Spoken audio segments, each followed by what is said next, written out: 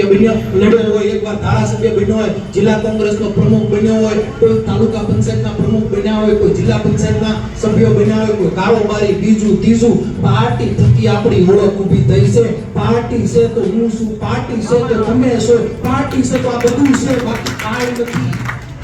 કેટલાય ગયા કેસરી ખેસ હજી ઘણા બધા પહેરવાના પ્રયત્નો કરે, એક પણ જણો ભારતીય જનતા પાર્ટીમાં જાય છે એ પ્રજા માટે નથી જાતો, પોતાનું પેટ ભરવા જાય છે, પ્રજા માટે લડવા નથી જાતો, પોતાના ઘર માટે જાય છે. અને હું તમને કહું છું, સુરત સાથેનો મારો નાતો છે. હું તમને આ મીડિયા સામે ખાતરી આપું છું કે જીવનમાં મેં આ ખાતરી કોઈને નથી આપી.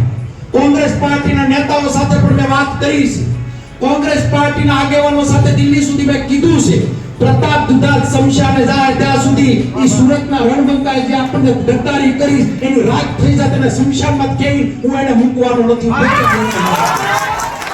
એટલે કહું છું કે એને પીઠમાં ખંજર પ્રજાને માર્યું. કોંગ્રેસ પાર્ટીને નુકસાન કર્યું છે, સાથે સાથે પ્રજાને માર્યું. આ મીડિયા મારફત ઈ ત્રણ ટેકેદારો, આ મીડિયા મારફત ઈ કોંગ્રેસનો ઉમેદવાર, તમારે જ્યાં કોઠીમાં ભાજપની આડમાં હંતાઓને હંતાઈ જાજો, તમારે સીઆર પાટીલના ઘરમાં રહેવા જાવ હોય તો જતા જાજો.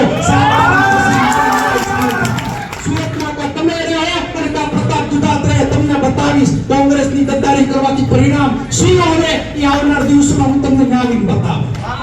7 તારીખ સુધી અહીંયા બધા લોકો લડવાનું કામ કરે, જેણે જેણે ગદ્દારી કરી.